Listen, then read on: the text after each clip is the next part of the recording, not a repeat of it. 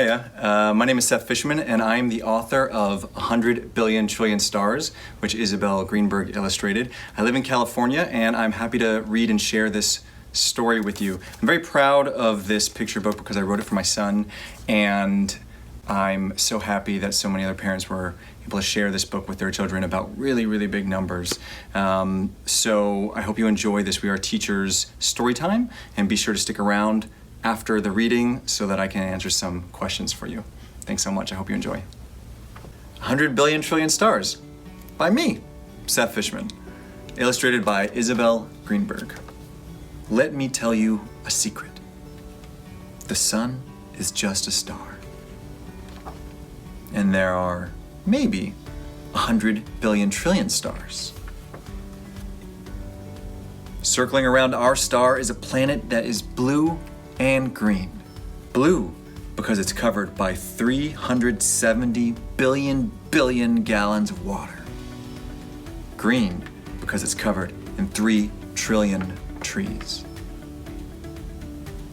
On the other side of the planet, where the sun isn't shining, you can see bright lights like little stars all over its surface. Those are the lights that come from 2,500,000 cities and towns and villages filled with people. Some even reading books. Just like you. 7,500,000,000 people live in those cities and on that planet. But do you want to know another secret? So do 10 quadrillion ants. The strange thing is that 7,500,000,000 humans weigh about the same as 10 quadrillion ants. That is still only a small fraction or portion of the 13 million billion pounds the planet itself weighs. That's heavy enough to make a big dip in space and pull the moon into orbit, where it circles and circles the Earth 240,000 miles away. This dip is a force called gravity. Gravity is also what pulls you back to the ground when you try to jump to the moon. 240,000 miles is about 10 times around the Earth, or almost 420 million U's, or dogs, or smallish snakes, or guitars, or baseball bats. All of them lined up head to toe. Now take a deep breath and hold it for 5 seconds.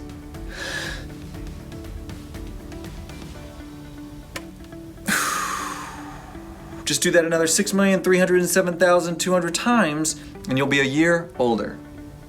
Or don't. You'll be a year older in 31,536,000 seconds anyways. This entire world is filled with crazy numbers, built one on top of the other, making it whole and complete. There are about 1,620 trillion raindrops in an average thunderstorm. The highest wave ever surfed was as tall as a 10-story building. The average person walks something like 100,000 miles in their lifetime, or 5 times around the world. The great white shark has about 300 teeth, and you have 20 now. And you should have about 32 by the time you get older. Only 546 people have ever been in space, and the longest a person has spent in space at one time is 437 days. There are probably at least 37 billion rabbits in the world, and the tallest building in the world is 2,722 feet tall. It is in Dubai, and of course, in the course of an average lifetime, you might eat up to 70 pounds of bugs or more. By the time you're done reading this book, almost every single number in it will have changed, getting bigger or smaller right before your eyes. Even the number of stars. I can tell you one more secret about something you can find somewhere among the 100 billion trillion stars. There's only one of you, right here, right now, reading this book. That's 100 billion trillion stars. Thanks so much. I hope you enjoyed.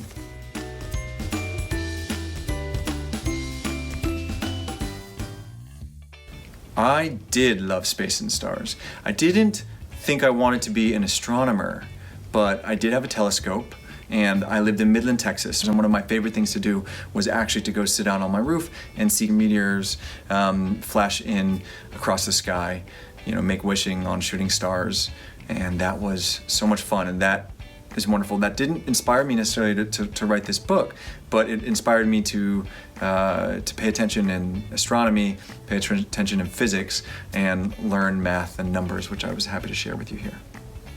I wanted to be able to be a good father, is the simple answer as to why I came up with this book idea.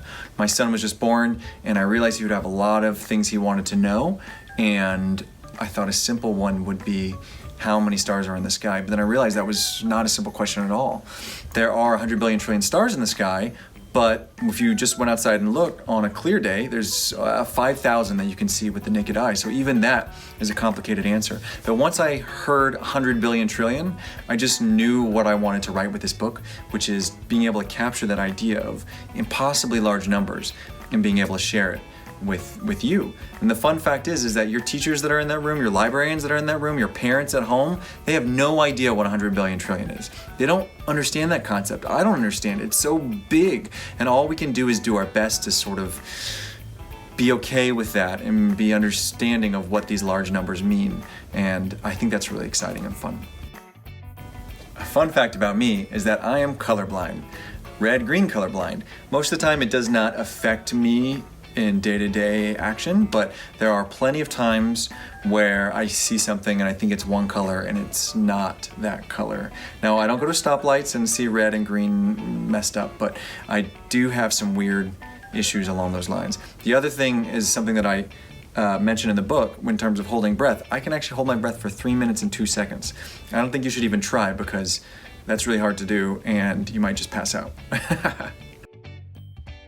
I would most probably go to an island where there's a volcano on an evening that there's going to be a meteor shower. Yes, I've actually done something just not so different than that. I was on a volcano off of Italy and it erupted while we're there at night and we could watch it erupt and then we look up in the stars and they would shine everywhere, and I think that was one of the most magical experiences. I would love to go there. I would also love to go to Iceland, which is one of the most unique places on Earth. It is one of the only places where the Earth comes up and separates. That's over land. That's why there's all these. It's really, really cold, but there's all these hot springs. It's really amazing, and I think that would be a really wonderful place, an exciting place to go to. Well, I'm happy to share with you what I'm working on next, which is Power Up.